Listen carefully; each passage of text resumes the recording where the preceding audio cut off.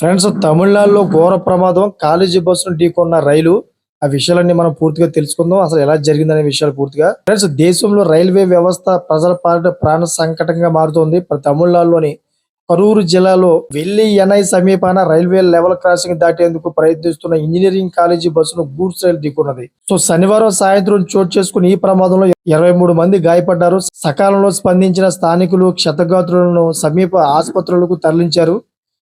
వీరిలో 6గురి పరిస్థితి విషమంగా ఉన్నట్లుగా అయితే వైద్యులు తెలుపుతా ఉన్నారు. రైల్వే పోలీసులు స్థానికులు తెలిపిన వివరాల ప్రకారం కరూరు జిల్లా కురుదయంపాలయం వద్ద ఉన్న ప్రైవేటు ఇంజనీరింగ్ కళాశాలకు చెందిన బస్సు 25 మంది విద్యార్థులతో బయలుదేరింది.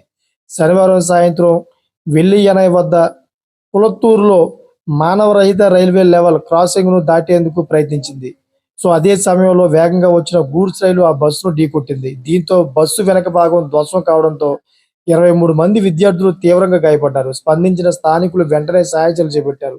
అంబులెన్సుల ద్వారా క్షతగాత్రులలో 21 మందిని కరూరు ప్రభుత్వ వైద్యశాల కళాశాల ఆసుపత్రికి, 2 ప్రైవేట్ ఆసుపత్రికి తరలించారు.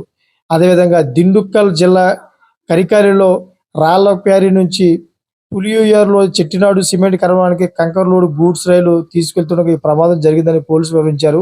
ఇది ప్రైవేటు రైల్వే లైను వీరక్యం పాలయం మధ్యను చెట్టినాడు సిమెంట్ కంపెనీయే ఈ రైల్వేలను నిర్వహిస్తోందని, అయితే బస్సు డ్రైవర్ నిర్లక్ష్యం కారణంగా ఈ ప్రమాదం జరిగిందా అనే కోణంలోనూ నమోదు చేసి దర్యాప్తు చేస్తున్నారు. మరోవైపు ఆసుపత్రిలో చికిత్స పొందిన క్షతగాత్రులను కరూరు ఎంపీ జ్యోతిమణి, మాజీ మంత్రి సెంథిల్ బాలాజీ తదితరులు పరామర్శించారు. Thank for watching friends.